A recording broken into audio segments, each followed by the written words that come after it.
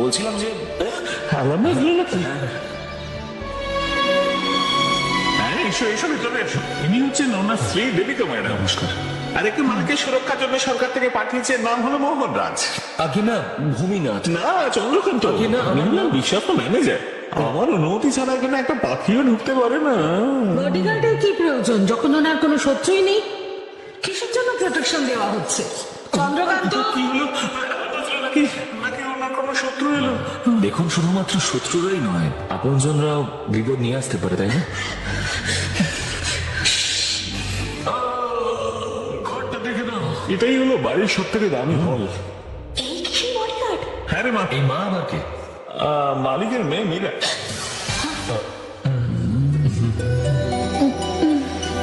মীরা, ও তো আমাকে মীরা ভাবছে। তো ভাবতে আরে কাকা, বড্ড তাড়াতাড়ি এলাম বেঁধে গেল। চলো এসো। এটা হলো উঠোন। আচ্ছা, বডিগার্ড এরকম দেখতে হবে নাকি? বাড়িটাকে এমন ভাবে দেখে যেন কিনতে এসেছে। আরে কি করছিস? যতক্ষণ আমি এখানে আছি একটা মাছি কেন একটা লাল পেপারও ঢুকতে পারবে না। আচ্ছা। তোমার ঘরটা হলো ওপরে, নাক দেখার জন্য। আরে কাকা,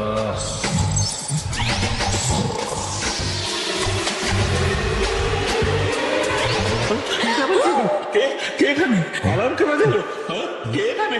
হ্যাঁ? হ্যালো, তুমি আমার মুখটা দেখছো কেন? আপনার মুখটা কিরকম 12টা বেজে গেছে সেই জন্য।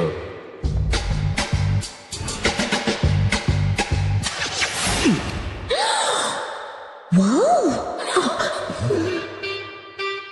এই, তোমার হাতে কি? এটা কোত্থেকে উড়ে এলো? এই, এটা আবার কোত্থেকে বার করলে? বডিগার্ড শুনেছে হয় খুব বীরবার। বেশ স্মার্ট কিন্তু ছেলেটা। চল, চল, চল, চল, চল, চল। আরে আস, চলে। তাহলে আমি বরং মালিককে আনতে এয়ারপোর্ট যাই। যাও না, দেখে দেখি। ঠিক আছে।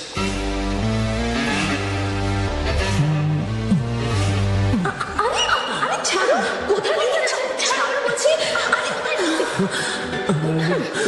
তুমি কি? আরে এই তো আমাদের, আমি মীরা ফ্যাক্টরিতে কাজ করি। তাহলে তুমি ফ্যাক্টরিতে না গিয়ে এখানে কি করছো? হ্যাঁ, আমরা তো তোমাকে দেখতে এসেছি। আমাকে দেখতে কি জোগাড়ের মতো? না না, মানে আমরা কখনো বডিগার্ড দেখিনি তো, তাই ভাবলাম যে। আমাকে বোকা বানাচ্ছ? আর কাউকে পেলে না? আচ্ছা মীরা ম্যাডাম, আপনি এই কম্পাউন্ডে আজেবাজে লোককে ঢুকতে দেবেন না, বিশেষ করে কাজের সময় একজন। আরে না, আমাদের ব্যাপার। তুমি আজকাল মাঝখানে কথা বলছো কেন? তুমি কি ইউনিয়ন লিডার? আমার সাথে ছাবাজি করতে গেলে না উচিত শিক্ষা পাবে।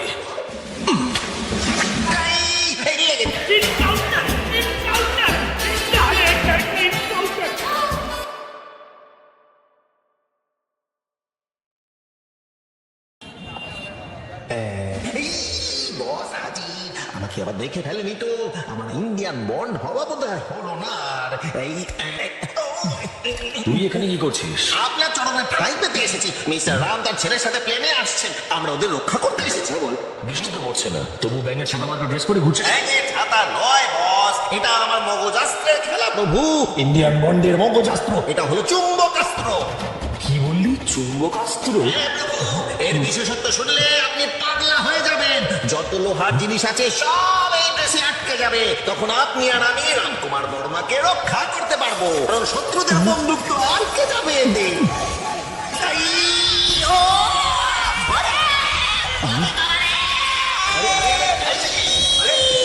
আরে, বাঁচাও, বাঁচাও, আরে, গুলি করছে। আরে, বন্দুক সে গুলি বেরিয়ে যাবে, গুলি বেরিয়ে যাবে। আরে, বন্দুক,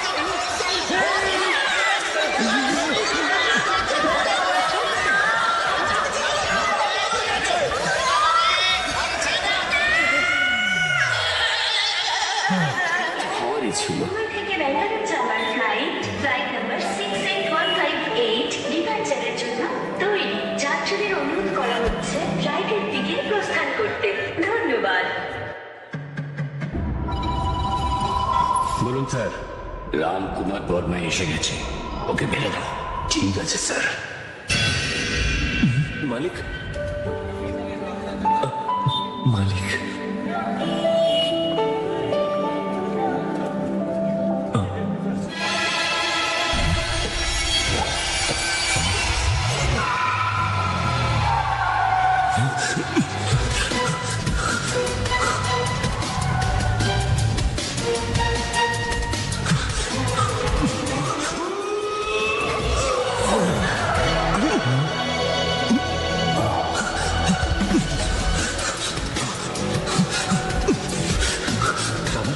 তোমার লাগেনি তো? না না ঠিক আছে, ওর হয়তো তাড়াহুড়ো ছিল, লেগে গেছে।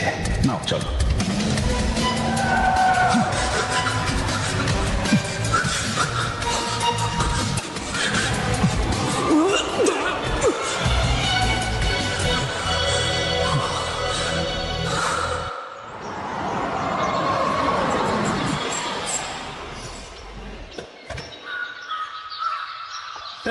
সে আর কোথায় গেল দেখতে পাচ্ছি না তো। দেখতে পাচ্ছ না, পিছনেই তো রয়েছে। হ্যাঁ আমি কার্তিকের কথা বলছি না, তোর বডি গার্ডের কথা কি বলছি। বললে? সে তো আপনাকে এয়ারপোর্টে নিতে গেছিল, আপনার সঙ্গে দেখা হয়নি? মুখটা ধুয়ে এসো, সব সময় ঘুমের ঘরে কথা বলে। ঘরে চলি বটে, কিন্তু কথাটা দেখেই বলি, সত্যি আপনার এখানে বডিগার্ড এসেছে? বডিগার্ড?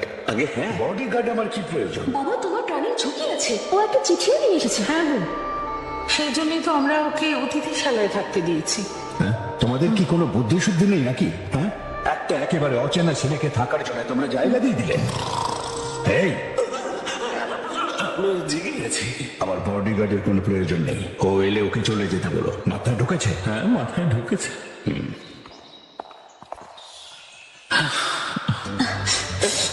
বাবা তো এরকমই বলে, ওকে চলে যেতে বলবেন না।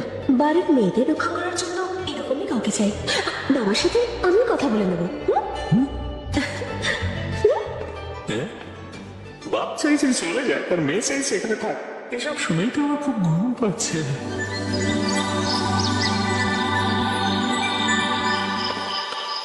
ও হ্যালো ইউনিয়ন লিডার, তুমি এখানে কি করছো? কাজের পরে বাড়ি যাওনি কেন? গিয়েছিলাম তো, মালকিন আবার ডেকেছেন, সেজন্যই আমি এসেছি। মালকিনের ঘর তো ওই দিকে। এখানে তো মীরা ম্যাডামের দাদার ঘর। না মানে অজুহাত দিও না, তুমি জানো না মেয়ে দেখলে ওর জিভ লক লক করে, সেই জন্য এখান থেকে চলে গিয়েছিল, এখন আবার ফিরে এসেছে। আর এখন যদি ও তোমাকে ফাঁসিয়ে দেয়? কি বলে তুমি? মেয়ে দেখলে জিভলো টক তা করো? নয়তো কি? আসলে স্কুলে এদিকে এসো।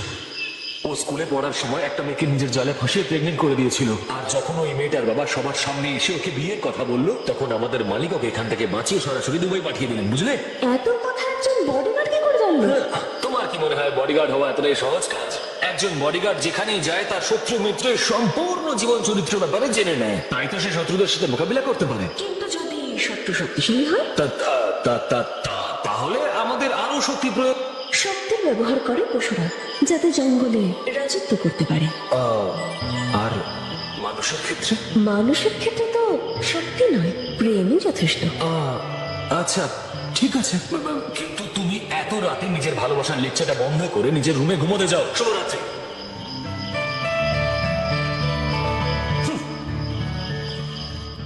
কার্তিক দা, হ্যাঁ ভেতরে আয়। তুই কি একটা মেয়েকে ঠকিয়েছিস? হ্যাঁ? তারপর তার থেকে পালিয়ে দুবাই চলে গিয়েছিলি কেন? এসব কে তোকে বলেছে? ওই মেয়েটা ফোন করে আমাকে বলেছে। আরে ধুর, এসব মিথ্যা কথা, কেউ তোর মাথা খাচ্ছে। তুই মিথ্যে কথা বলছিস। আমি এখনই ফোন করে মেয়েটাকে এখানে ডাকতে পারি। না, আমার কথা ওকে ডাকবো, এখানে বল। শোন, আমার কথাটা শোন।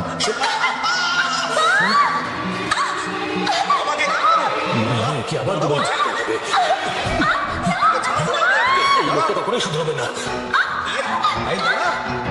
দাঁড়া বলছি।